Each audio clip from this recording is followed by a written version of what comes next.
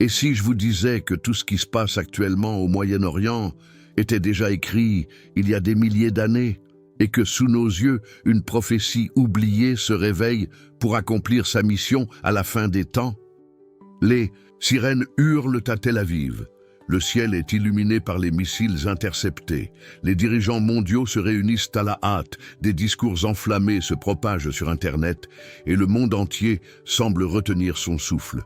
Mais, et si le chaos que nous voyons aujourd'hui dans les gros titres était en réalité l'écho d'une ancienne promesse divine? Une promesse faite à un peuple sur une terre et sur un conflit qui durerait des siècles avant d'atteindre l'apogée de l'histoire humaine. Restez avec moi jusqu'à la fin, car ce que vous allez découvrir pourrait vous surprendre. Il ne s'agit pas d'une simple analyse politique. Il ne s'agit pas seulement de guerre, de territoire ou de rivalité ethnique. Il s'agit de prophétie, de la Bible, d'Israël, et d'un conflit bien plus vaste que ce qui est rapporté dans l'actualité. Peut-être l'avez-vous déjà ressenti, une oppression dans la poitrine, le sentiment que le monde se précipite vers quelque chose d'inévitable. Et si ce sentiment n'était pas qu'instinctif, et s'il s'agissait d'un appel spirituel à comprendre les signes qui se dévoilent devant nous? Le conflit entre Israël et l'Iran, les tensions croissantes au Moyen-Orient, les alliances qui se forment contre Jérusalem, tout cela peut sembler géopolitique à première vue. Mais il existe un autre niveau de compréhension, beaucoup et plus profond, que seuls ceux qui connaissent les Écritures peuvent percevoir.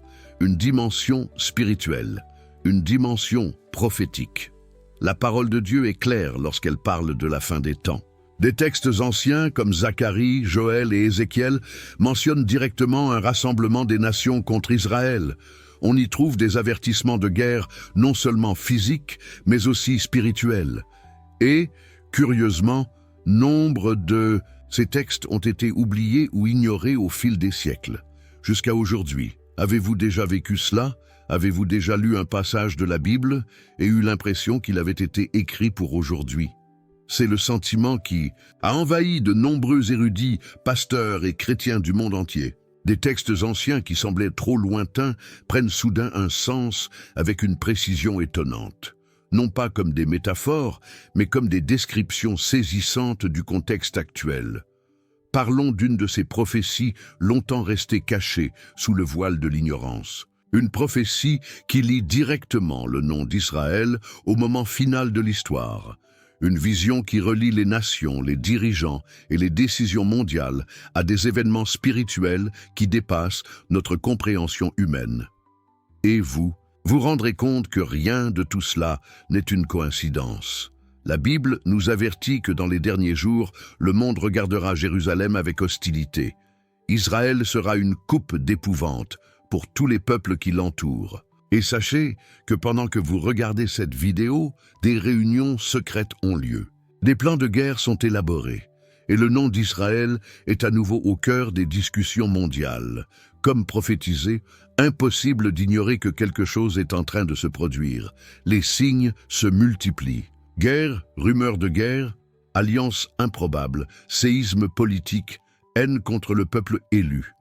Et tout cela en une seule fois. Une époque où le spirituel et le physique se croisent de manière évidente. Et savez-vous ce qui est le plus impressionnant? La plupart des gens ne s'en sont pas encore rendus compte. Nous vivons à une époque de distraction, de surabondance d'informations et de manque de discernement. Mais vous n'êtes pas ici par hasard. Si ce sujet vous intéresse, si cette agitation intérieure vous a conduit ici, c'est peut-être parce que vous aussi avez été appelés à comprendre l'époque dans laquelle nous vivons. Il y a un plan, un récit divin est en marche. Et Israël n'est pas au cœur du chaos pour rien. Il y a un but à tout cela, une raison prophétique. Et vous allez bientôt comprendre pourquoi. Peu importe que vous étudiez la Bible depuis des années, ou que vous commenciez tout juste à vous intéresser à des sujets comme l'Apocalypse, les prophéties et la fin des temps. Ce que nous allons explorer ensemble est profond, mais il sera expliqué de manière simple, directe et engageante, comme si nous étions assis et en train de discuter en face à face. Israël est au cœur du chaos. Mais il est aussi au cœur de la promesse. Et cette promesse est sur le point d'être tenue. Dans les prochaines minutes, vous découvrirez ce qu'est cette prophétie oubliée, pourquoi elle refait surface maintenant, et ce que tout cela a à voir avec vous, oui, avec votre vie, votre avenir et votre foi. Mais d'abord, nous devons comprendre parce que Israël est si important dans le plan de Dieu, et parce que le monde entier semble tourner autour d'elle, alors que les derniers jours approchent. Alors respirez profondément, et venez avec moi. Parce que ce qui vient ensuite peut changer la façon dont vous voyez tout ce qui se passe autour de vous. Et c'est précisément pourquoi tant de choses prennent sens lorsque nous regardons Israël avec le regard de la foi, et pas seulement à travers celui des médias. Car si beaucoup n'y voient qu'une guerre de plus, nous voyons l'accomplissement de quelque chose de plus grand, quelque chose annoncé depuis des siècles, mais qui semble désormais frapper à notre porte avec une urgence silencieuse. En ce moment, même, vous vous souvenez peut-être d'un verset, d'un sermon entendu il y a des années, ou d'un sentiment inexplicable, mais qui surgit dès que ce sujet est abordé. Si cela vous arrive en ce moment, alors vous êtes déjà connecté à ce message d'une manière particulière, et c'est pourquoi je veux vous faire une invitation sincère. Si ce sujet a du sens pour vous, laissez ici dans les commentaires ce qui vous a le plus touché jusqu'à un présent. Qu'est-ce qui a retenu votre attention? Une prophétie? Un sentiment? Une question qui n'a pas encore été étouffée? Je lis attentivement chaque commentaire et, souvent, c'est grâce à eux que naissent de nouvelles réflexions et vidéos. Ceci n'est pas seulement une chaîne. C'est une communauté de personnes éveillées qui ne veulent plus ignorer les signes de l'époque dans laquelle nous vivons. Et si ce message vous parlait d'une quelconque manière, cliquez sur le bouton. J'aime, cela permet à YouTube de comprendre que ce type de contenu doit toucher davantage de personnes, des personnes qui ont peut-être besoin d'entendre cela aujourd'hui. Et croyez-moi, ce simple geste de soutien fait une énorme différence dans la continuité de ce travail. Oh, et bien sûr, abonnez-vous à la chaîne si vous n'êtes pas déjà abonné. Ici, à chaque vidéo, nous approfondissons les Écritures, les signes de la fin et les liens spirituels que le monde ignore souvent. Et si vous souhaitez poursuivre ce cheminement, il est essentiel d'être présent dès le début. C'est ainsi que nous grandissons ensemble, avec détermination et vigilance. Votre participation ici est ce qui permet à cette chaîne de grandir et d'atteindre plus de personnes avec ce message d'avertissement, d'espoir et de vérité. Et, maintenant que nous avons franchi cette première étape, allons plus loin, car comprendre pourquoi Israël est au centre de tout cela nous conduit à quelque chose d'encore plus impressionnant. Une prophétie que le monde a oubliée, mais dont le ciel n'a jamais manqué de se souvenir. Reste avec moi. Tu dois savoir ce qui va suivre, et à mesure que ces pièces se mettent en place, il devient impossible d'ignorer à quel point tout est précisément connecté, comme si un scénario était suivi étape par étape, et que nous étions un témoin vivant d'un chapitre décisif de l'histoire spirituelle de l'humanité. Et si vous êtes arrivé jusqu'ici, c'est parce que quelque chose en vous le reconnaît. Car ce n'est pas un sujet courant, et encore moins un sujet passager. C'est quelque chose qui demande discernement, vigilance et préparation. C'est dans cet esprit que j'ai rassemblé des ressources complémentaires qui pourront vous aider à aller au-delà de ce que nous avons abordé dans la vidéo.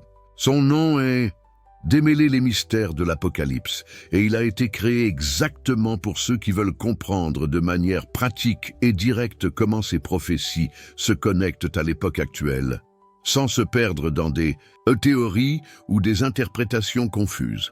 Si cela a du sens pour vous, jetez un œil au matériel que j'ai laissé ci-dessous, c'est dans le commentaire épinglé. C'est tout à fait pertinent et cela peut vous faire gagner beaucoup de temps si vous souhaitez approfondir ce sujet. Ah, ce contenu peut être mis hors ligne à tout moment. Donc, si cela vous est utile, profitez-en tant qu'il est encore disponible. Parfois, j'ai besoin de le mettre hors ligne pour des mises à jour ou des ajustements. Alors assurez-vous d'y avoir accès avant qu'il ne disparaisse. Passons maintenant à autre chose. Car la prophétie oubliée que nous allons explorer et pourrait bien être la clé pour comprendre tout ce qui reste à venir. Israël, un petit territoire, plus petit que de nombreux États brésiliens, entouré de déserts, dépourvu de grandes réserves naturelles et d'un emplacement qui, aux yeux de la géopolitique commune, justifierait un tel intérêt. Et pourtant, chaque fois que l'humanité entre dans un moment décisif, une période de tournant, de crise ou de révélation, les yeux du monde se tournent inévitablement vers lui. Pourquoi? C'est une question qui résonne dans les cœurs attentifs depuis des siècles. Et curieusement, la réponse ne se trouve pas dans des cartes stratégiques ou des accords militaires, mais dans quelque chose de bien plus ancien, plus profond et invisible à l'œil nu. Elle se trouve dans les Écritures, dans des promesses éternelles, dans des décisions prises par Dieu avant même l'existence de toute nation. La Bible nous montre qu'Israël n'est pas simplement un autre pays, c'est l'horloge prophétique de Dieu. Si nous regardons la situation avec un esprit spirituel approprié, nous pouvons constater que chaque mouvement à Jérusalem, chaque tension à ses frontières, porte un signe des temps. Un rappel que nous sommes engagés dans un voyage écrit depuis le début. Zacharie 12, 2, 3 dit clairement « Voici, je ferai de Jérusalem une coupe d'épouvante pour tous les peuples qui l'entourent. En ce jour-là, je ferai de Jérusalem une pierre pesante pour tous les peuples. Tous ceux qui la porteront seront certainement écrasés. » Ce texte n'est ni symbolique ni confus. Il est clair. Dieu dit qu'il placera Jérusalem au cœur des tensions mondiales et que quiconque tentera de s'y opposer en souffrira. Cela ne rappelle-t-il pas ce que nous voyons aujourd'hui? Le plus fascinant est que cette prophétie ait été écrite il y a plus de 2500 ans. Et pourtant, elle décrit exactement la dynamique du scénario actuel. Des nations puissantes, des alliances secrètes, des décisions prises en coulisses, avec toujours Israël au centre.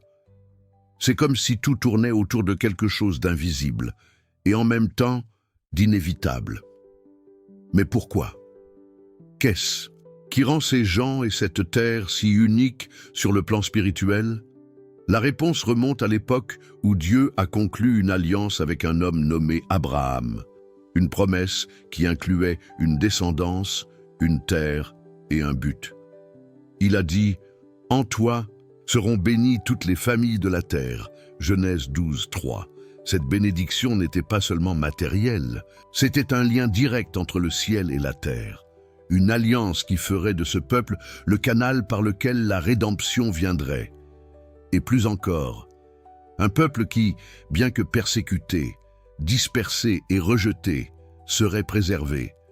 Jusqu'à la fin, Israël porte encore aujourd'hui ce fardeau spirituel, cet héritage invisible. Il est à la fois un signe, un cadre et un témoignage. Et cela explique pourquoi, tout au long de l'histoire, tant d'empires ont tenté de le détruire. Babylone, la Perse, Rome, Hitler. Ils ont tous échoué, car derrière la lutte physique, il y a toujours eu un dessein spirituel inébranlable. Le plan de Dieu ne se plie pas aux stratégies humaines. Voilà le véritable impact de la prophétie.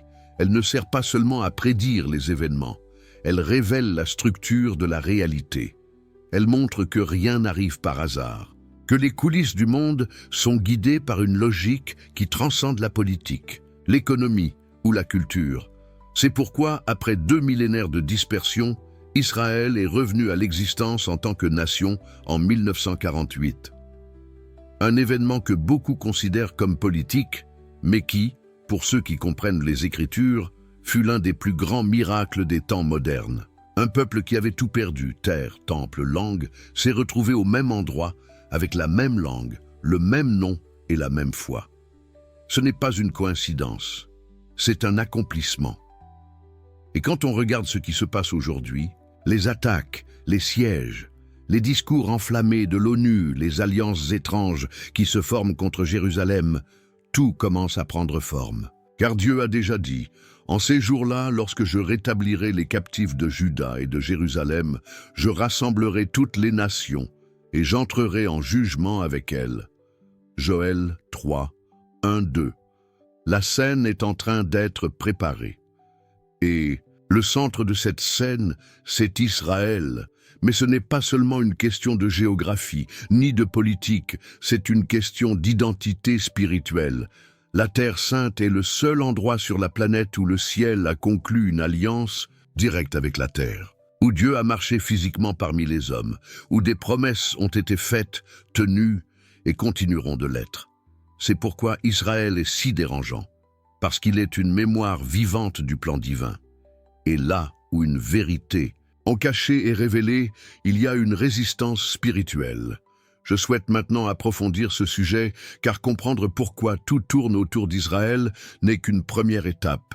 Ce que peu de gens réalisent, c'est que ce centre spirituel est aussi devenu le plus grand champ de bataille entre la lumière et les ténèbres à la fin des temps.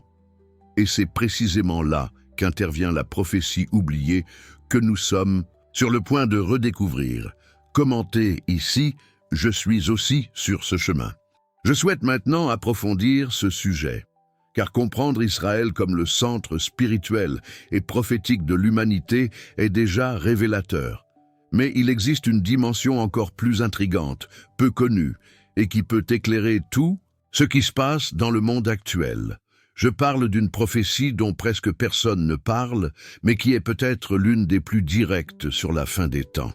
Elle n'est ni dissimulée dans des codes symboliques, comme dans l'Apocalypse, ni dans des métaphores difficiles à interpréter. Elle est là, claire, comme un avertissement à l'humanité, et le plus surprenant, elle relie directement le jugement dernier à la manière dont les nations traitent Israël. Cette prophétie se trouve dans le chapitre 3 de Joël. Elle commence par une déclaration qui ressemble à une convocation céleste.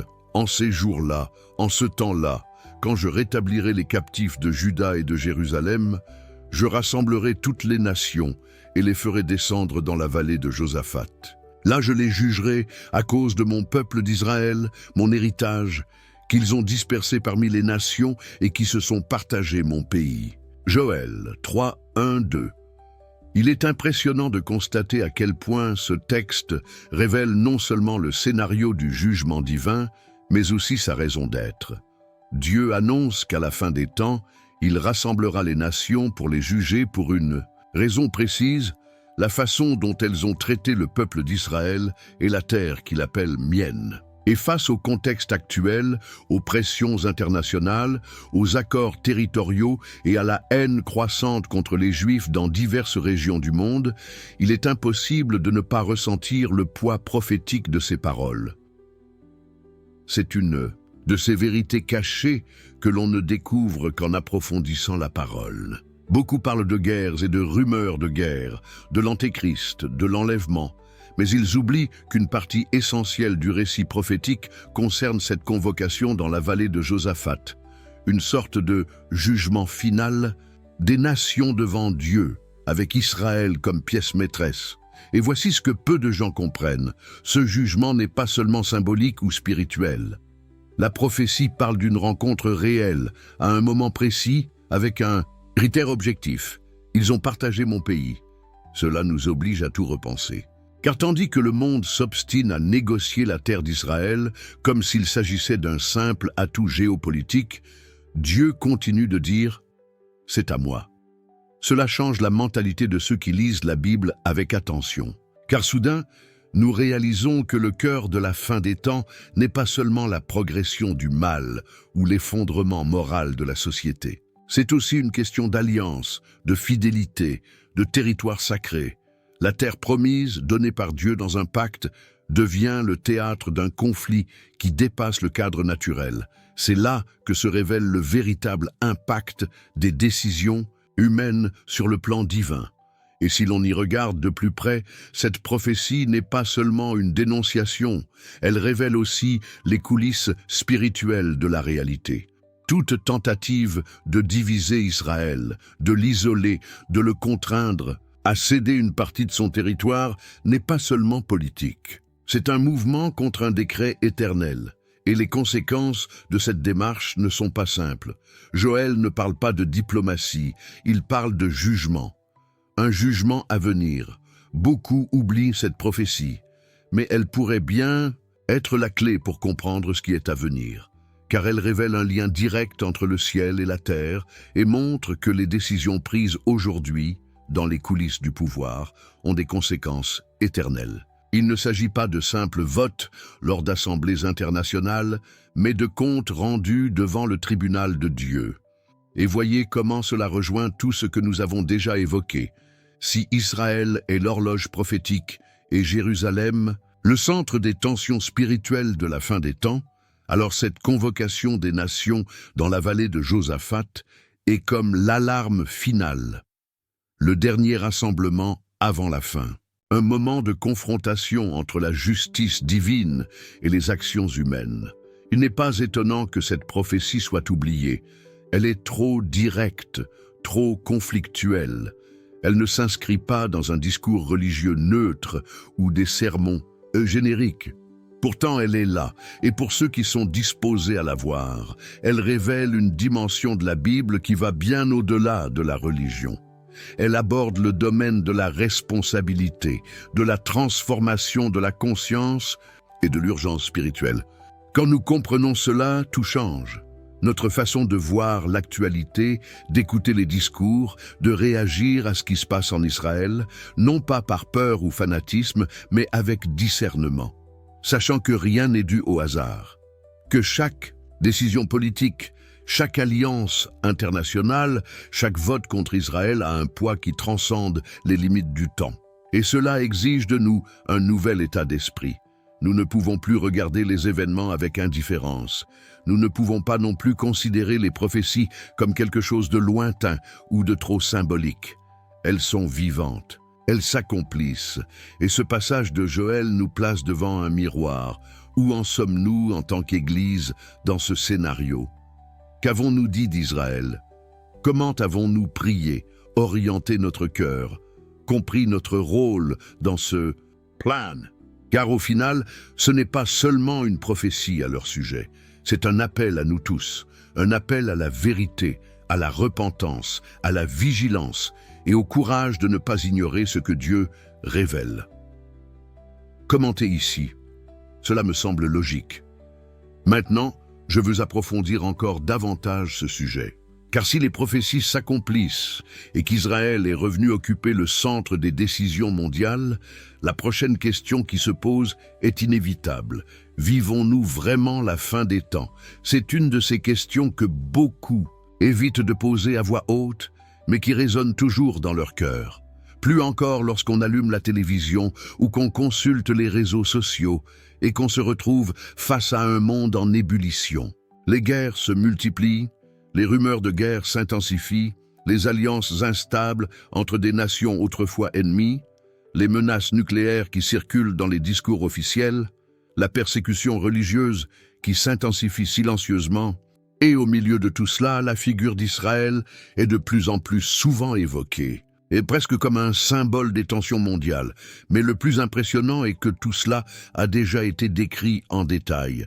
Et ce n'est pas par des analystes politiques ou des géopolitologues, mais par Jésus.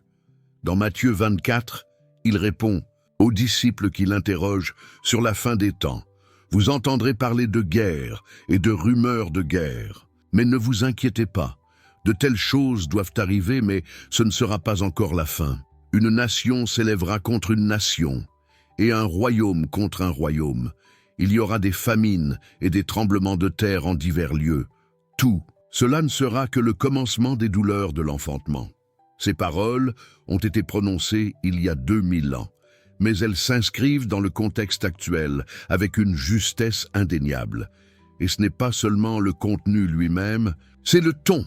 Jésus ne parlait pas de quelque chose de symbolique ou de trop spirituel. Il décrivait un processus réel et visible, avec des événements concrets qui, étape par étape, annonceraient l'approche de quelque chose de plus grand.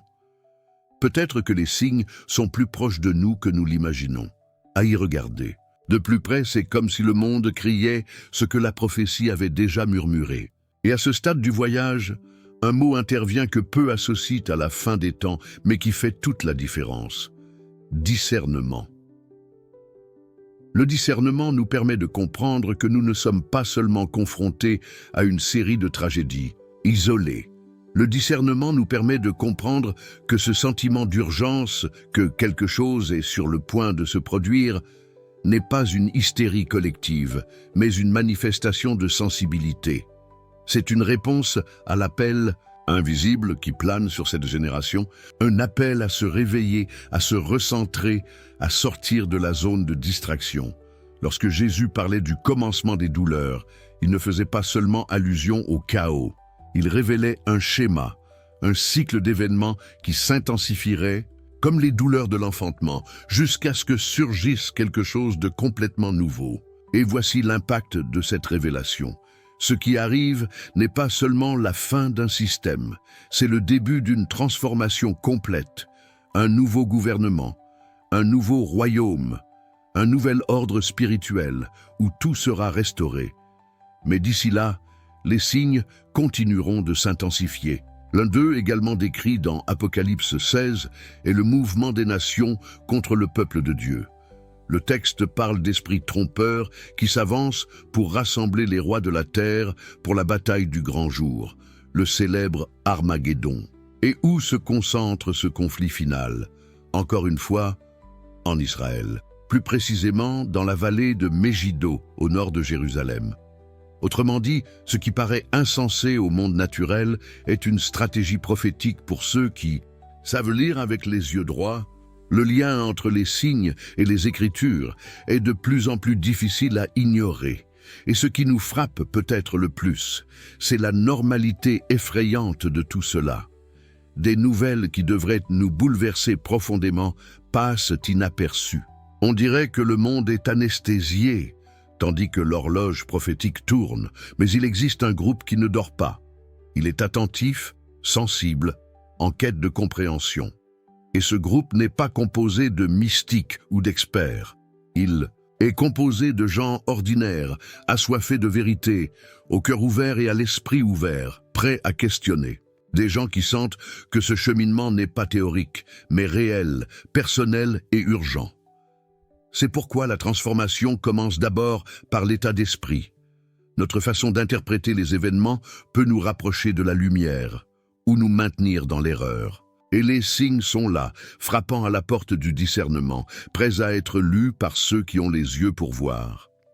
Bien sûr, des voix s'élèvent encore pour discréditer tout cela. Elles affirment que chaque génération a cru à la fin. Et oui, c'est en partie vrai. Mais aucune génération précédente n'a vu autant de signes se manifester simultanément avec une telle intensité et une telle clarté. Aucune autre génération n'a vu Israël renaître en tant que nation, Jérusalem redevenue sa capitale, et la technologie permettant d'atteindre simultanément toutes les tribus, toutes les langues et tous les peuples. Aucune autre génération n'a eu une telle portée et une telle responsabilité. Tout cela suscite un sentiment d'urgence, mais aussi de sens, d'appartenance. Car si nous sommes encore en vie aujourd'hui, ce n'est pas un hasard. Il y a une raison pour laquelle vous écoutez ceci maintenant. Il y a une raison pour laquelle ce message vous est parvenu, parmi tant d'autres. Car il ne s'agit pas seulement de la fin, il s'agit de ce que vous ferez de cette compréhension. L'impact de tout cela n'est pas seulement informatif. Il est transformateur, car à mesure que vous commencez à relier les signes aux Écritures, votre vision du monde change. Vos décisions, vos valeurs, vos priorités, vos relations changent. Vous ne pouvez plus continuer à vivre comme si de rien n'était. Quelque chose en nous s'active, un éveil, une nouvelle urgence qui ne naît pas de la peur, mais de la conscience. Ce voyage prophétique n'est pas seulement une étude. C'est un appel, une invitation à harmoniser nos vies avec le rythme du ciel. Et à chaque signe, à chaque texte qui s'accomplit, il devient plus clair. Le temps presse. Et le roi revient. Écrivez-le, je suis aussi sur ce chemin. Je souhaite maintenant approfondir ce sujet, car lorsque nous parlons de signes, de guerres et de conflits, nous ne nous limitons pas aux scénarios visibles. Nous parlons d'alliances déjà prophétisés et de mouvements qui, dans les coulisses de la politique, portent des significations spirituelles bien plus profondes qu'on ne l'imagine. Et l'un des points les plus délicats et en même temps les plus révélateurs, de cette équation est le conflit croissant entre Israël et l'Iran. À première vue, cela ressemble à une simple tension régionale, une lutte d'influence, de pouvoir militaire, d'idéologie religieuse. Mais si l'on examine la situation à travers les Écritures, on comprend que cette rivalité particulière pourrait être directement liée à l'une des prophéties les plus fascinantes de l'Ancien Testament, Ézéchiel 38 et 39, où il est question de la guerre entre Gog et Magog. Ce texte présente une scène claire. Un puissant chef militaire du Nord, nommé Gog, rassemble une coalition de nations pour attaquer Israël. Cette coalition comprend des peuples aux noms anciens, tels que Perse, Couche et Put, qui traduit sur les cartes actuelles désignent des pays comme l'Iran, le Soudan, la Libye et peut-être des régions de Turquie et de Russie. Le détail est que le nom Perse apparaît directement et nous savons que Perse est l'ancien nom de l'Iran, utilisé jusqu'en 1935. Ceci, en soi, constitue déjà un avertissement pour ceux qui comprennent le lien entre la Bible et les événements actuels. Depuis des décennies, théologiens et érudits soulignent cet alignement comme l'un des éléments clés de la préparation des événements finaux. Et aujourd'hui, il est sous nos yeux. L'hostilité entre l'Iran et Israël n'est pas nouvelle, mais elle s'est considérablement intensifiée ces dernières décennies. Le régime iranien déclare ouvertement dans ses discours officiels vouloir éliminer l'État d'Israël. Il soutient des groupes armés dans des régions stratégiques comme le Hezbollah au Liban et le Hamas à Gaza et finance largement le terrorisme anti-israélien au Moyen-Orient. Tout cela se produit alors que des programmes militaires et nucléaires inquiètent le monde entier, mais surtout menacent directement l'existence d'Israël. Et quand on lit Ézéchiel 38, il y a un passage qui nous donne la chair de poule. « Et tu monteras contre mon peuple d'Israël, comme une nuée qui couvre le pays. Dans la suite des temps, je t'amènerai contre mon pays, afin que les nations me connaissent. » Ézéchiel 38, 16. La description fait état d'une attaque massive, coordonnée et violente contre la nation élue. Mais le point central du texte est que Dieu contrôle le scénario. Il dit qu'il amènera cette armée non pas comme quelqu'un qui encourage la destruction, mais comme quelqu'un qui expose l'intention de l'ennemi pour révéler sa gloire. Cela change complètement la perspective. Ce qui ressemble à de la géopolitique est en réalité un dénouement de révélation. L'Iran correspond parfaitement à la description de la prophétie. Et autour de lui, nous voyons déjà se dessiner les contours de cette coalition.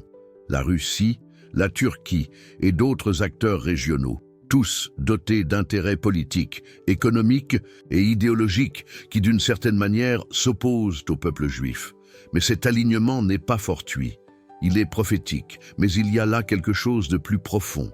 Car lorsque nous observons ce scénario, nous ne pouvons pas nous contenter de l'analyser en tant que spectateurs d'une guerre lointaine. Nous devons comprendre l'impact spirituel de cela, car tout ce qui se passe sur cette planète, notamment en ce qui concerne Israël, a des répercussions dans le monde invisible. La bataille ne se limite pas au territoire, elle vise l'influence, l'autorité, le contrôle des récits, et dans ce processus, des décisions sont prises qui dépassent le cadre naturel. Elle révèle la division entre la lumière et les ténèbres, entre la vérité et la tromperie. Il est intéressant de noter que, malgré ce mouvement explicite, nombreux sont ceux qui considèrent encore ces avertissements comme des théories du complot ou des exagérations religieuses. Mais la vérité cachée, celle que la parole révèle clairement, est que le scénario prend forme comme jamais auparavant. L'écart entre la prophétie et la réalité s'est réduit. Et s'agissant de l'Iran, nous parlons de l'un des principaux catalyseurs de cette phase à venir. Le texte d'Ézéchiel révèle également l'issue. Cette coalition sera détruite de manière surnaturelle. Il ne s'agira pas d'une victoire diplomatique ou militaire, mais d'une intervention divine qui démontrera à toutes les nations que le Seigneur est Dieu. Ce détail est essentiel, car il montre que Dieu ne se contente pas d'observer, il intervient. Et lorsqu'il intervient, c'est afin que personne ne puisse dire qu'il s'agit de la force humaine, d'une stratégie gouvernementale ou d'armes sophistiquées. Il sera reconnu par ce qui adviendra. C'est l'une des plus grandes révélations cachées dans les coulisses de l'Apocalypse. Le jugement de Dieu sera également une manifestation de qui il est, juste, fidèle, souverain. Il ne permettra pas que la terre continue d'ignorer l'alliance conclue avec Israël, ni aux puissances des ténèbres de tenter d'annuler ce qui a déjà été décidé au ciel. Et à ce stade du cheminement, la question qui demeure n'est pas seulement « quand cela arrivera-t-il ?» mais « quelle est ma place dans cette histoire ?» Car connaître ces choses nous transforme. Cela change notre façon de prier, notre perception de l'actualité, notre façon de prendre des décisions. Cela nous fait sortir de notre confortable neutralité et nous place dans une position de responsabilité spirituelle. Le conflit entre Israël et l'Iran est plus qu'une simple information. C'est une fenêtre ouverte sur l'époque dans laquelle nous vivons. Une fenêtre qui exige vigilance, sagesse et discernement, afin de ne pas nous perdre dans des récits superficiels qui occultent l'impact réel de ce qui se trame en coulisses dans le monde. Et plus nous comprenons cela, plus nous réalisons que nous sommes appelés non pas à la peur, mais à la préparation, à une conscience qui transcende la surface des événements et plonge dans la réalité invisible où tout, en fait, est défini. Commenté ici. Cela me semble logique. Maintenant, je veux approfondir encore davantage ce sujet, car si les prophéties sont liées aux événements actuels, et si nous pouvons déjà voir des mouvements visibles qui pointent vers Gog, Magog et le siège spirituel et politique, croissant contre Israël, alors nous devons faire face à un point crucial dans ce voyage. Qu'est-ce qui reste à venir? C'est le genre de question qui, posée sérieusement, ne suscite pas la peur, mais la clarté. Car la Bible ne cache pas les prochaines étapes. Au contraire, elle nous donne des détails, des pièces importantes de ce grand puzzle prophétique, comme pour dire « vous n'êtes pas dans l'obscurité, le plan est devant vous, il vous suffit de rester éveillé ». Et le plus effrayant n'est peut-être pas ce qui est écrit, mais la façon dont tout est déjà préparé, mis en place, positionné, comme une scène silencieuse attendant le lever du rideau. Selon les Écritures, viendra un temps où les nations se retourneront directement et définitivement contre Jérusalem, non seulement par des discours ou des pressions diplomatiques, mais par une attaque concrète. Le prophète Zacharie décrit ce scénario avec une précision étonnante. « Et il arrivera en ce jour-là que je ferai de Jérusalem une pierre pesante. Pour tous les peuples, tous ceux qui la porteront seront certainement brisés. » Zacharie 12, 3. Plus loin, au chapitre 14, il dit « Je rassemblerai toutes les nations pour qu'elles combattent contre Jérusalem. » Et là, le scénario devient encore plus intense, car il ne s'agit pas d'une guerre ordinaire. Il s'agit d'un siège d'ampleur mondiale, d'une attaque qui marquera l'ouverture définitive d'une nouvelle phase du jugement divin. Et au milieu de ce chaos, un personnage clé émerge. Le Antéchrist, un dirigeant qui ne se présentera pas d'abord comme un tyran, mais comme quelqu'un de charismatique, d'éloquent et apparemment pacificateur. Il apportera l'illusion de l'ordre, de la réconciliation et de l'unité entre les nations. Et beaucoup seront séduits par son attitude, son intelligence et son discours. Après tout, le monde sera épuisé, et la fatigue collective engendre une soif de solutions faciles. C'est un terrain fertile pour la tromperie. L'apôtre Paul écrit dans 2 Thessaloniciens que cet homme viendra avec toute puissance, tout signe et tout prodige mensonger, trompant ceux qui rejettent la vérité. Le livre de l'Apocalypse le décrit également comme une bête surgissant de la mer, symbole d'instabilité, de foules agitées, de chaos politique et spirituel. Autrement dit, il n'apparaîtra pas en période de stabilité. Il apparaîtra précisément au moment où le monde est le plus vulnérable. Et s'il est une caractéristique déterminante de notre époque, c'est ce sentiment d'instabilité constante, une sorte d'anxiété planétaire. Maintenant, réfléchissez-y, le décor est déjà planté. les tensions montent au Moyen-Orient. Le paysage économique mondial est fragile, avec des marchés et des systèmes sensibles qui semblent prêts à s'effondrer. Nous sommes confrontés à une désinformation massive, à une confusion morale, à des valeurs diluées et à une culture qui rejette ouvertement toute norme absolue de vérité. Tout cela crée un environnement idéal pour que quelqu'un se présente comme un sauveur, quelqu'un qui promet de résoudre ce que personne d'autre ne peut résoudre. Quelqu'un qui, derrière la diplomatie, porte en lui l'essence, même de la tromperie. Mais la prophétie va plus loin, car ce dirigeant ne se contentera pas de tromper le monde. Il établira un accord de paix avec Israël, quelque chose que de nombreux théologiens croient être directement lié à la prophétie de Daniel 9, 27. Il confirmera l'alliance avec plusieurs pendant une semaine. Une alliance qui apportera un faux sentiment de sécurité, mais au milieu de cette période, symboliquement pendant la demi-semaine, il rompra cette alliance, profanera le temple et révélera sa véritable nature. Et voici un autre point important. Le temple, beaucoup l'ignorent, mais un mouvement actif se développe en Israël depuis des années pour le reconstruire. Des prêtres sont formés, des instruments rituels sont reproduits, des animaux purs sont préparés. Tout cela sans tambour ni trompette, mais avec concentration et persévérance, comme si chaque élément attendait le bon moment pour entrer en scène. Et lorsque cela se produira, lorsque le temple sera restauré et que les sacrifices reprendront, le monde verra ce qui semblait impossible devenir réalité. Mais pour ceux qui connaissent les prophéties, ce ne sera pas une surprise. Ce sera une confirmation. Le livre de l'Apocalypse montre qu'après cette rupture de l'alliance et la révélation de l'Antéchrist, une intense persécution s'abattra sur ceux qui refuseront de se soumettre au nouveau système. Un système qui implique culte forcé, contrôle économique et surveillance totale. Tout cela sous la promesse de la paix, mais qui en réalité est empreint d'oppression.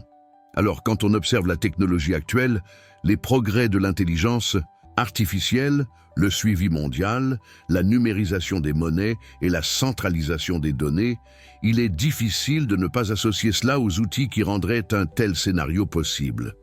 Le système est presque prêt. Il ne manque plus que le personnage. Et c'est à ce stade que nous avons besoin de maturité spirituelle, car tout ce qui semble lointain n'est en réalité qu'à quelques pas. Et ce que beaucoup considèrent comme de la théorie ou du symbolisme se manifeste déjà dans nos décisions, nos lois et nos comportements. Ce n'est qu'un début. La prophétie est activée, l'horloge ne s'arrête plus, les coulisses sont déjà en mouvement. Et ceux qui sont assez sensibles pour le percevoir comprennent qu'il n'est plus possible de vivre de manière distraite ou neutre. L'appel est au discernement, à la vigilance, à une position spirituelle ferme et claire, alignée avec le ciel. La question qui se pose aujourd'hui n'est pas « cela arrivera-t-il ?» mais « qu'est-ce qui se passe déjà ?» sans que la plupart des gens s'en rendent compte. Car tandis que le monde se laisse distraire par des divertissements creux et des discussions superficielles, le plan prophétique avance silencieusement, avec précision et urgence. Et notre génération est au cœur de tout cela. Écrivez-le. Je suis aussi sur ce chemin. Maintenant, je veux approfondir encore davantage ce sujet, car à la lumière de tout ce qui se déroule, les signes qui s'alignent, la prophétie qui s'active, la scène qui se prépare, une question inévitable doit être posée. Et les chrétiens dans tout cela?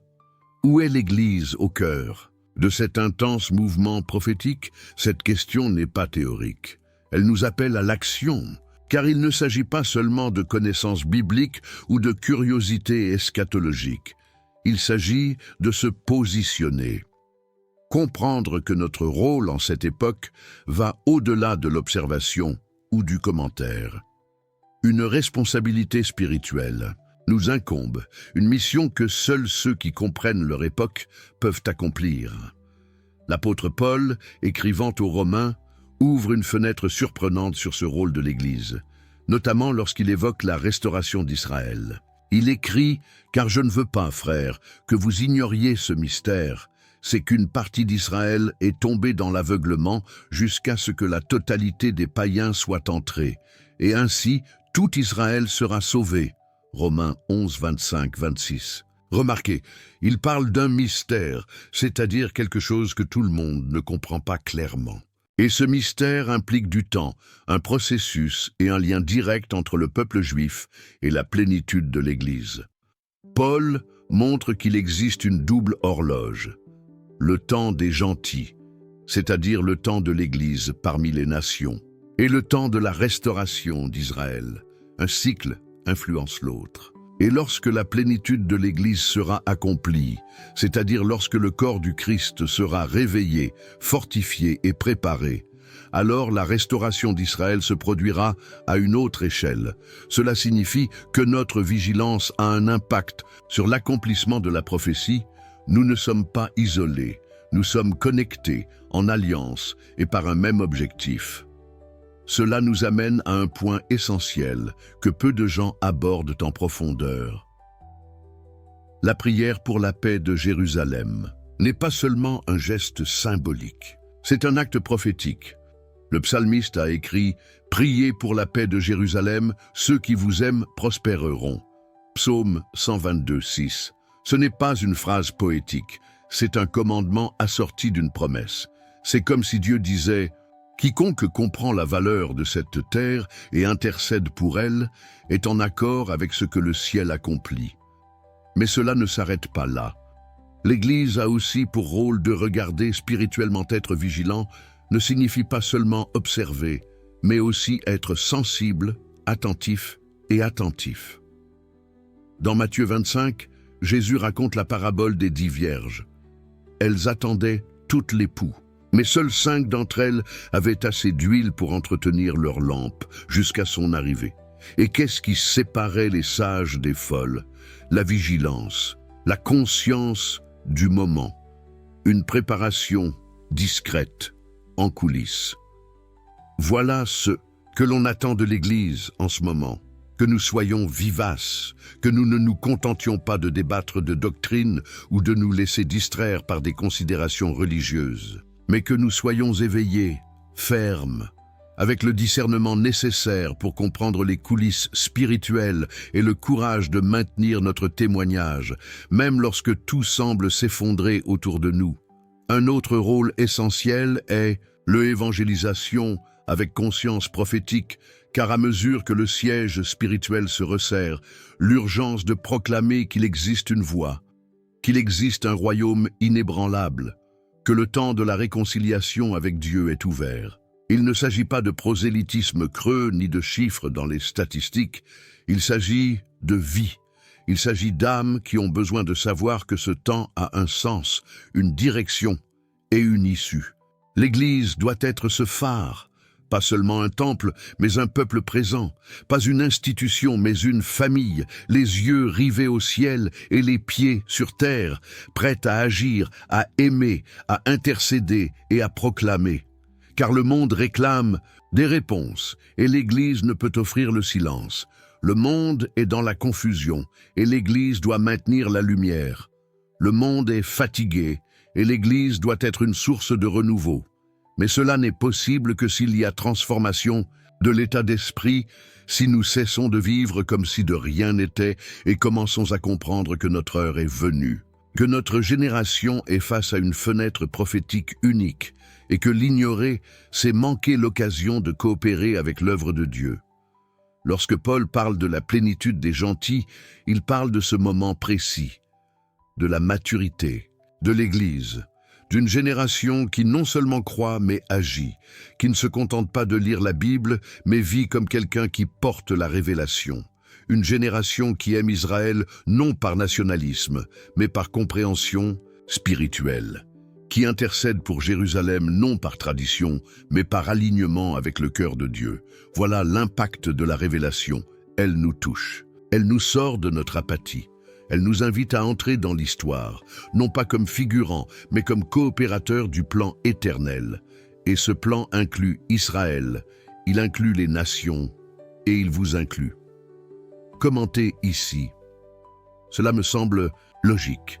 Et lorsque nous commençons à comprendre cet appel, ce lien entre l'Église, Israël et le temps prophétique que nous vivons, il devient difficile de revoir le monde avec les mêmes yeux. C'est comme si quelque chose en nous se réorientait, comme si soudain tout prenait un poids nouveau, une nouvelle urgence, une nouvelle direction. Et pour vous aider à poursuivre sur cette voie avec plus de clarté et de profondeur, j'ai préparé des ressources complémentaires qui pourraient répondre précisément à vos besoins actuels. Leur nom est « Démêler les mystères de l'Apocalypse ». Il a été soigneusement conçu pour ceux qui, comme vous, recherchent une compréhension pratique et directe qui fait vraiment une différence dans leur vie quotidienne. Si cela a du sens, et pour vous, jetez un œil au matériel que j'ai laissé ci-dessous. C'est dans le commentaire épinglé, facile à trouver, mais il vaut la peine de le dire. Je pourrais le retirer dans les prochains jours en fonction des ajustements et des mises à jour. Si vous pensez que cela pourrait vous être utile, profitez-en tant que c'est encore disponible. Ce contenu est complémentaire à ce que nous avons dit ici. Cela peut vous faire gagner beaucoup de temps dans la pratique, parce qu'il organise tout de manière accessible, sans chichi, mais avec profondeur, pour que vous puissiez avancer avec plus de direction sur ce chemin de discernement spirituel. Bon, passons à autre chose, car il reste encore des révélations à mettre sur la table. Maintenant, je veux approfondir encore davantage ce sujet, car à mesure que la prophétie progresse et que le paysage spirituel devient de plus en plus clair, il y a une couche qui est peut-être la plus dangereuse de toutes, la tromperie déguisée en solution, une stratégie qui ne se présente ni comme un mal ni comme une menace, mais comme une paix, comme un soulagement, comme une réponse. Et c'est précisément pourquoi tant de gens seront trompés. La parole de Dieu ne nous met pas seulement en garde contre les guerres, les persécutions et les tribulations. Elle nous avertit aussi que tout ce qui semble être la paix ne sera pas vraiment la paix. Dans Daniel 9, 27, il y a un verset qui, pour de nombreux érudits, est l'une des clés les plus révélatrices de l'eschatologie. Il dit qu'il y aura un prince qui confirmera une alliance avec plusieurs pendant une semaine, et cette alliance apportera un sentiment de stabilité et de réconciliation. Mais le texte continue. Au milieu de la semaine, il fera cesser le sacrifice et l'offrande. Et sur l'aile des abominations, il placera celui qui cause la désolation. Si l'on transpose cela au contexte actuel, nous parlons d'un traité, d'un accord qui sera signé, probablement entre Israël et d'autres nations, promettant sécurité, paix et coopération. Un accord qui, aux yeux du monde, apparaîtra comme une avancée historique, un exploit diplomatique, mais qui, en réalité spirituelle, ne sera que le début d'un piège soigneusement construit. C'est là le danger subtil des faux armistices, car la tromperie de la fin ne viendra pas avec des trompettes ou des menaces explicites. Elle viendra avec des paroles douces, des gestes diplomatiques, des sourires calculés. L'Antéchrist, lorsqu'il se révélera, n'apparaîtra pas comme un méchant. Au contraire, il sera acclamé comme un visionnaire, un artisan de paix, comme celui qui a enfin accompli ce que personne d'autre n'avait accompli auparavant. Et c'est là que réside l'avertissement le plus sérieux de la prophétie. Soyez prudents avec ce qui semble être une solution, mais qui est une préparation à quelque chose de plus grand. Ce genre de tromperie ne se produit pas du jour au lendemain. Elle se construit sur la fatigue émotionnelle de l'humanité. Lassés des conflits, de l'insécurité et du chaos politique et social, les individus deviennent vulnérables à toute promesse de stabilité. C'est précisément à ce moment-là que l'esprit de tromperie agit avec le plus de force. Car ce qui est présenté comme une réponse masque en réalité le véritable plan. Et la Bible nous montre que ce plan ne sera pas seulement géopolitique. Il aura une profondeur spirituelle jamais vue auparavant. L'accord qui sera rompu au cours de la demi-semaine marquera le début d'une persécution mondiale. Les masques tomberont. La véritable nature de celui qui a conclu l'alliance sera dévoilée. Et le monde, qui célébrait auparavant la paix, réalisera qu'il a ouvert la voie à la pire phase de l'histoire humaine. Ce scénario exige de nous plus que la foi. Il exige du discernement. Il exige une maturité spirituelle pour ne pas se laisser séduire par de vaines promesses, même lorsqu'ils semblent raisonnables ou bien intentionnés. Jésus avait déjà prévenu. Si quelqu'un vous dit « Le Christ est ici » ou « Il est là », ne le croyez pas, car de faux Christ et de faux prophètes s'élèveront. Ils feront des prodiges et des miracles au point de séduire, s'il était possible, même les élus. Marcos 13, 21, 22. Voyez la profondeur de tout cela. Jésus dit que la tromperie sera si convaincante que même les élus pourraient être séduits s'ils ne restaient pas fermes. Autrement dit, ce ne sera pas une erreur évidente, ce sera séduisant. Ce sera astucieux, ce sera construit stratégiquement pour paraître légitime. Et quand on observe la culture actuelle, avec son désir incessant de consensus, de dialogue à tout prix, de relativisation de la vérité, on se rend compte à quel point le terreau est fertile pour cela. Il y a une soif de unité, mais sans fondement, une quête de paix, mais sans justice, une ruée vers les accords, même s'ils font taire les convictions. Et tout cela forme le décor idéal pour l'émergence d'un faux sauveur. Mais c'est précisément pourquoi la révélation est un don. Elle nous donne accès à l'envers du décor. Elle nous éloigne de la surface des événements et nous conduit à voir avec les yeux de l'esprit. Non pas pour nous isoler, ni pour semer la panique, mais pour nous préparer, pour nous positionner avec sagesse, fermeté et discernement. Car l'erreur de la fin ne sera pas une erreur de calcul. Ce sera une décision consciente, faite par des cœurs qui ont rejeté la vérité et préféré l'illusion. C'est pourquoi notre rôle, en tant que peuple de Dieu, est de maintenir vivante la flamme de la vérité. Même lorsque le monde entier applaudit le mensonge. Même lorsqu'il semble que tout rentre enfin dans l'ordre, car il y aura des pistes, certes, mais elles mèneront à l'abîme. Telle est la nature de l'esprit de tromperie. Il se nourrit de distraction, de superficialité et de précipitation. Il propose des raccourcis, il apporte des réponses faciles à des questions complexes. Mais ceux qui marchent avec l'esprit savent que la vérité de Dieu ne vient jamais sans confrontation.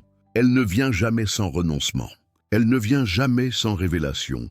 C'est pourquoi, plus que jamais, nous avons besoin d'un esprit renouvelé, d'une spiritualité profonde, d'une connexion réelle avec la parole, afin de ne pas nous laisser emporter par les émotions du moment.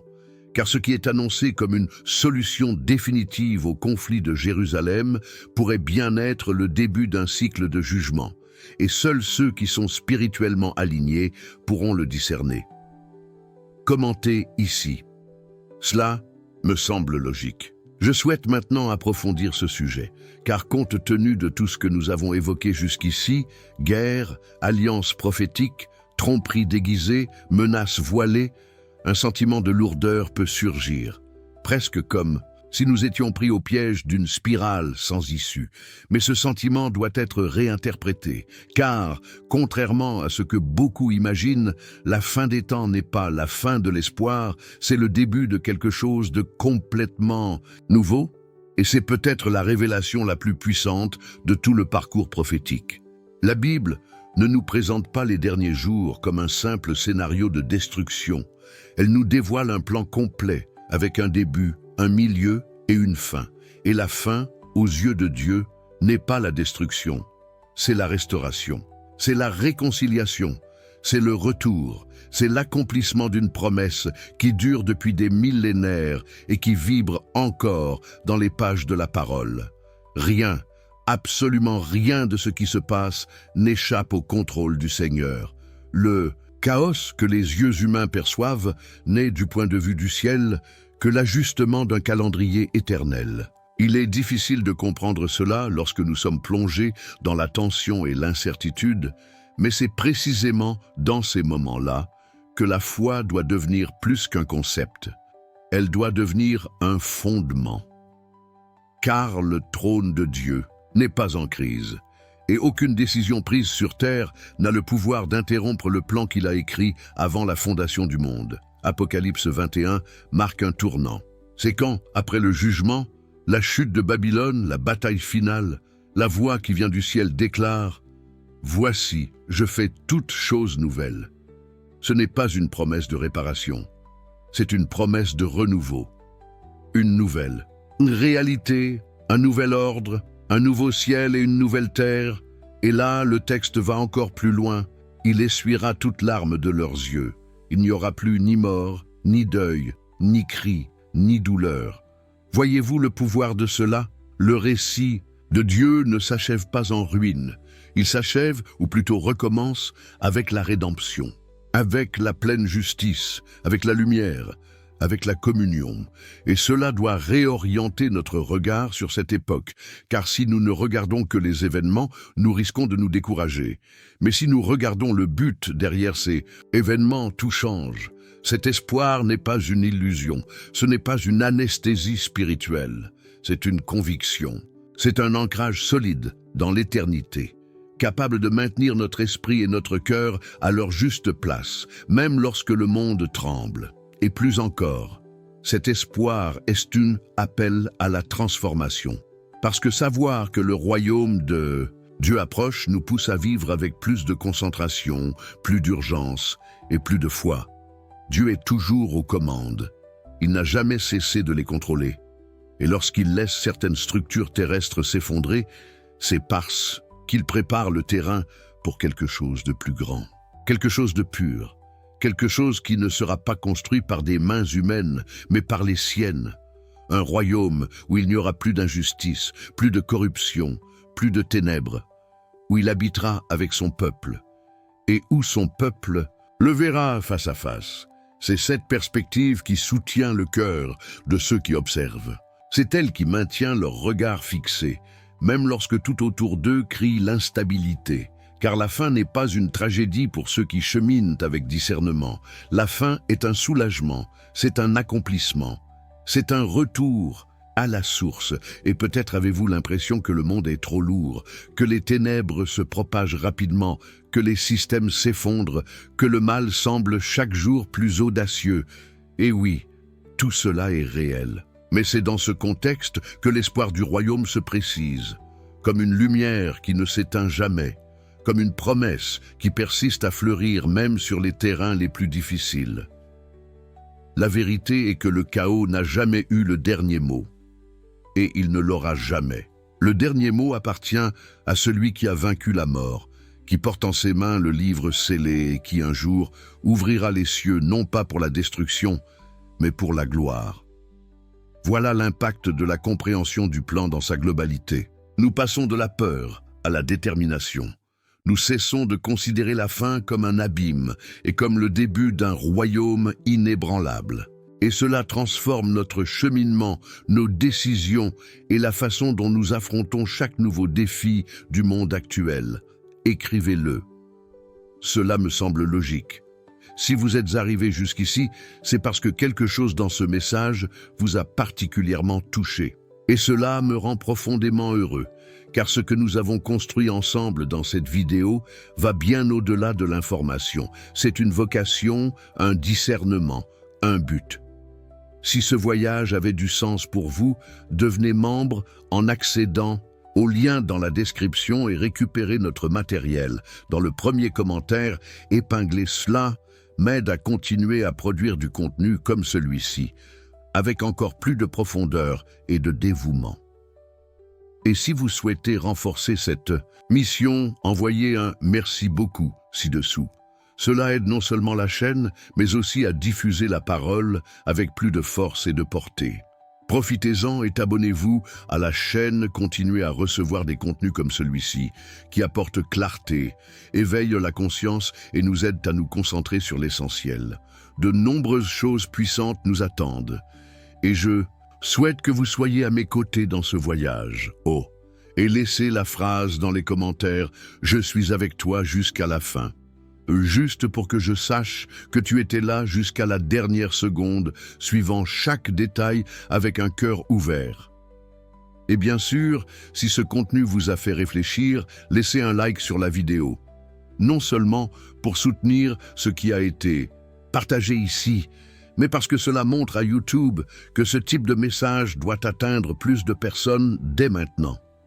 Il y a une vidéo ici qui complète ce sujet, et vous emmènera encore plus loin dans ce voyage. Cliquez et continuez. Avec moi là-bas, nous avons encore beaucoup de choses à nous dire.